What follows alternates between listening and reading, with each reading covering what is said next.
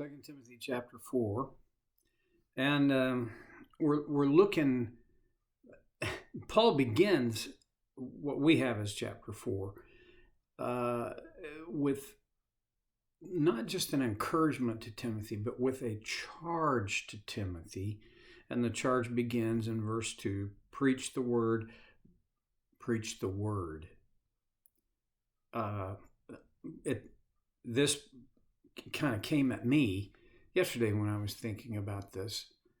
Preach the word, not my opinion, not my views about how the world is, not my preach the word. If I don't know the word, I can't preach it. So it's just, to me, it says, stay in the word. Okay, go on, Steve. Be prepared in season and out of season, correct, rebuke, and encourage with all patience, or with great patience and careful instruction. I really wish, well, maybe I don't wish. I was going to say, I really wish I had a platform to talk to young preachers. I don't have a platform, and probably it's a good thing I don't. But if I did, that I would start there. I just think that is maybe the best biblical description of, so what is a preacher, what is a pastor, what is a minister supposed to do? There you go. And then in verse 3, okay, one more thing I want to say about verse 2. This is a direct charge to ministers, pastors, preachers, teachers. The principles that are in it are for all of us. But for those in that category, pastor, preacher, teacher, right? This is directly, I don't even know how to say it strongly enough. This is inescapably a direct charge to you, who, interestingly, probably aren't watching this. So let's move on.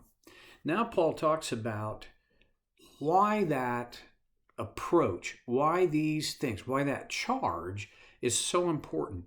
Verse 3, for the time will come when people will not put up with sound doctrine.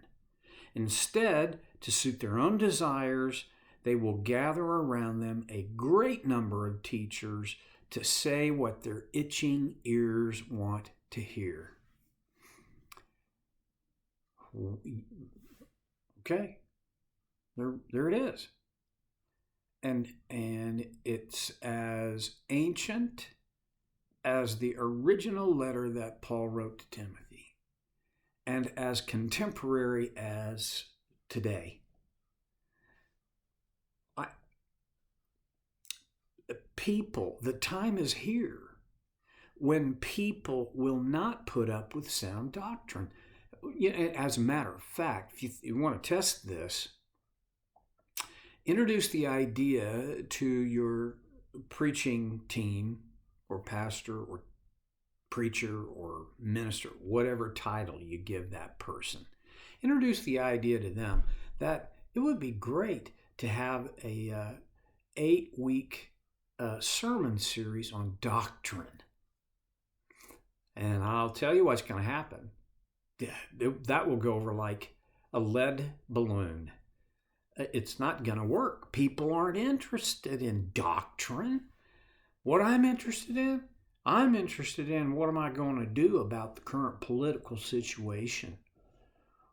And I'm not saying that that's not important, because it is, but there are things that if you don't get these things right, then whatever else you're going to talk about becomes irrelevant.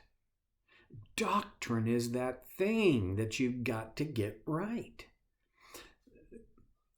So it's not like the time is still out there to come. The time has come. And Paul was not saying, now, Timothy, realize that in 2,000 years, people will not put up with sound doctrine. No, he's saying, you realize that in Ephesus, the people you're working with, there's going to come a time when they're not going to put up with sound doctrine. Now, think about, what does it mean to put up with? That just means to tolerate.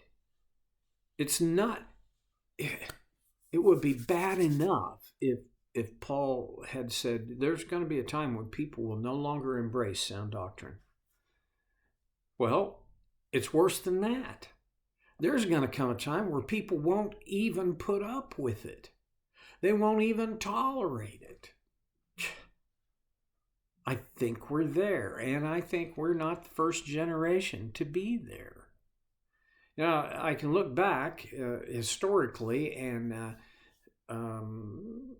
not quite anthropologically, but in terms of sociology, I can look back and I can point to times when it appeared to me that the country was still guided by moral principle that was not, well, and Jesus talks about a wide gate, a wide road, and a narrow road and a narrow gate, where the principles seem to be on that narrow path. But there just never has been a time when people have not been, I'm trying to search for the right way, and I'll just go ahead and say it. There has never been a time when everybody has been interested in sound doctrine.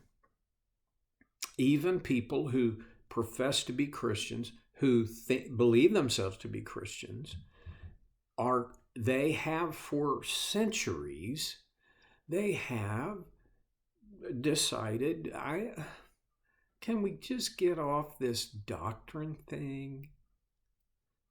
Okay. But what they are interested in, he goes on, instead, to suit their own desires. I'll keep going. They will gather around them a great number of teachers to say what their itching ears want to hear.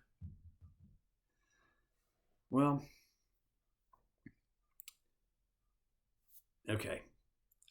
I served in a large mega church for 13 years in Las Vegas. And I mean, there were things about it that were difficult, but generally, that period of my life was a great period of growth and fulfillment and satisfaction. I know, though, that there's a whole lot of people in the world who their feeling is that the only way a church can be that big is because they are just gathering around them a great number of teachers to say what their itching ears want to hear. That's it. Well, I can tell you from my experience, that's not really how it worked. Here's how it worked. In a city of 2.5 million people, there are a few things that Las Vegas is built on. The first thing is air conditioning. If there was not air conditioning, you wouldn't have the Las Vegas you have today. The second thing is gambling, then drugs, alcohol, and prostitution. I'm just saying it like it is. I lived there for 13 years and I loved it. Not because of those things. Well, air conditioning helped, but those things are present. And whether you want to call it the hospitality industry or the gaming industry, those things can so easily become the dominant factor in people's lives. But here's the good news: when you when you hold up the gospel in that kind of an environment with millions, literally more than 1 million, lost people who are, and the majority of them have been broken by their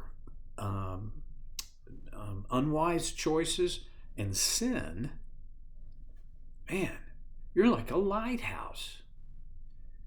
And when people hear the good news of God's grace, they are, they want to get that. So we saw tons of adult conversions, and it wasn't about teachers and preachers who were saying what people's itching ears wanted to hear.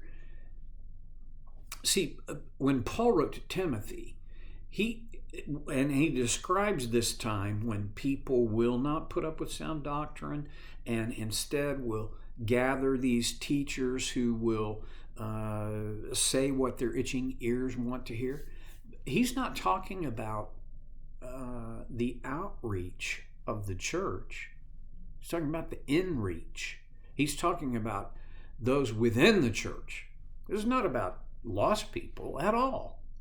It's about the church.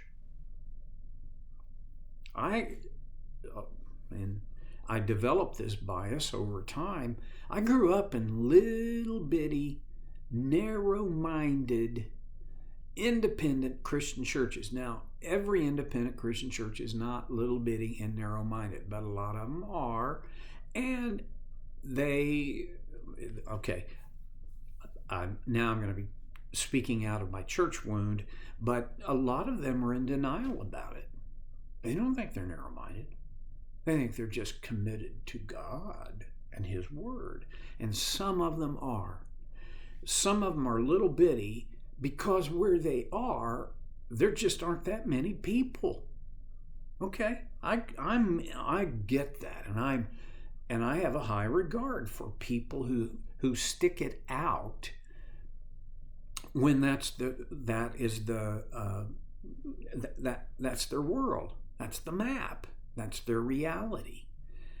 That's not who I'm talking about. I'm talking about people who don't want to. What they want to do is they want to be just like they are. And if you like that, then you're going to like this church.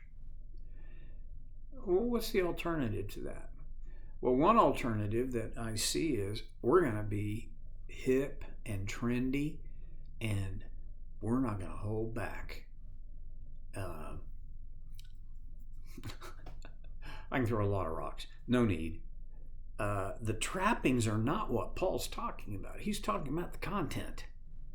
The content, if what I have done, if what anybody within the church has done is to push away sound doctrine and gather teachers who are going to say things that their itching ears want to hear.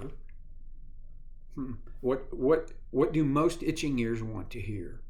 I can tell you my experience is they want to hear that they're doing enough, that they're okay, and being the way they are is just fine.